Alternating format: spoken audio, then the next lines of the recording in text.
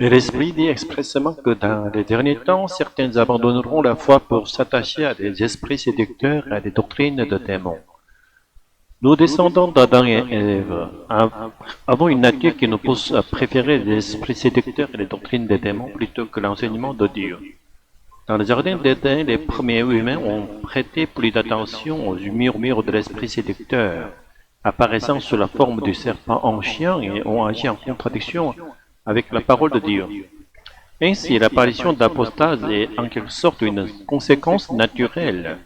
De plus, chaque être humain porte en lui la possibilité de l'apostasie. Si l'Esprit Saint, Esprit de vérité, ne nous protège pas, nous risquons à tout moment de commettre la même erreur qu'Adam. Théologiquement, nous pouvons résumer cela ainsi.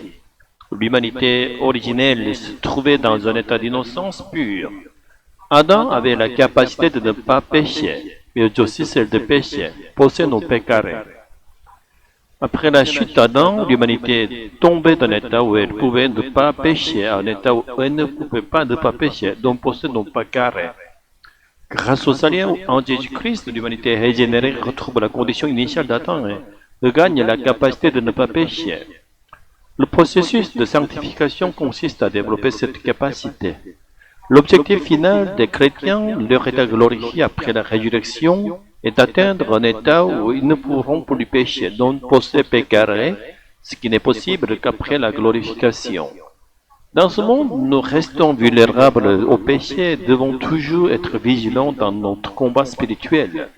Les esprits séducteurs et les démons. L'esprit séducteur, Pneuma Planos, est un esprit fondamentalement menteur.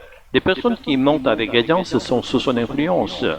Toute tentative de divinisation ou d'idolâtrie d'un être humain implique nécessairement le mensonge, car aucun humain n'est Dieu.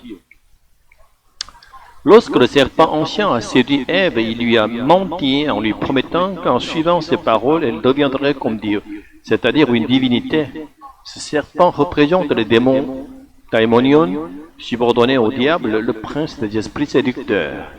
Comme ils sont des esprits, ils sont invisibles à l'œil humain et nous sommes continuellement exposés à leur tromperie.